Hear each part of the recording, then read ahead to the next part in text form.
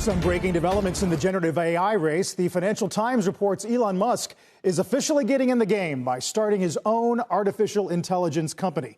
And it has a name. Musk is calling the company X.AI. It'll be incorporated in Nevada, and it appears to be the latest step in Musk's efforts to create an everything app branded as X. Joining us with more on the story, Richard Waters, one of the reporters on that FT piece. Richard, appreciate the time. Here's a man who just days ago signed on to a letter saying we all need to take a pause on the development of AI. What's he up to? Carl, if you were skeptical, you might say that Musk wants everybody else to slow down so he can catch up. So it's exactly a year since Musk bid for Twitter. He's been otherwise engaged for a year, and the tech industry has been on this incredible tear on AI. Musk has decided, he really wants a piece of this action. As you say, he's set up this company, X.AI. We're reporting that he is out looking for investors. He's talking to some of the same people who've backed his other companies, backed his Twitter bid.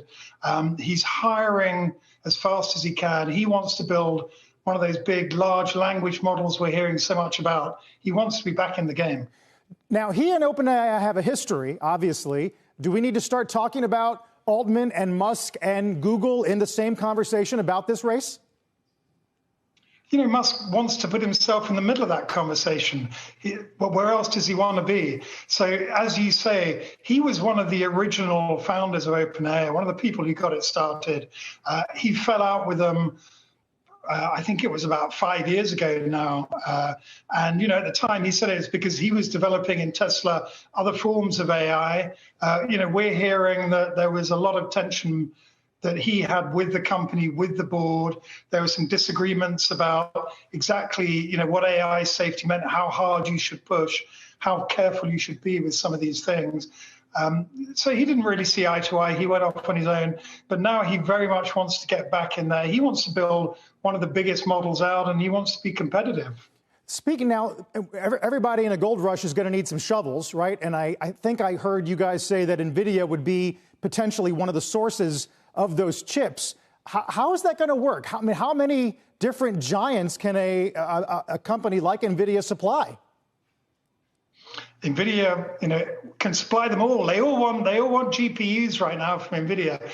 I think as this game develops, we're going to see other chips in here. We're going to see accelerators from other companies, TPUs from Google, which is desperately trying to track some of these models onto its own platform. So there'll be more chips in there. I think the real question, as you say, though, is, these are called foundation models. They're like the foundations to all the applications people want on top. We already know that there are only 3 really big cloud computing platforms. How many big large language models will there be? OpenAI, Google, Amazon's trying to do it, but a whole bunch of startups now. I think Musk's bet is going to be his name attracts talent. He will want to bring in, some of the best engineers to work with him. And he'll say, look at my record. Why wouldn't you bet on me? Finally, we mentioned in the intro the idea that he's rolling this into some kind of larger business model that we might call X just out of convenience for now. Do you have any sense of what his aspirations are on that front and how that ties back to his very early days in business? Yeah, he's been vague about this, and we're not hearing any more right now. I think it's interesting that X.AI has been incorporated in Nevada. X Corp, which is what Twitter has now been rolled into, is in Nevada. His holding company structure is opaque at the moment. We can't see everything, but he is trying to raise capital separately for the AI company. We'll have to wait and see exactly how it all shapes up in time.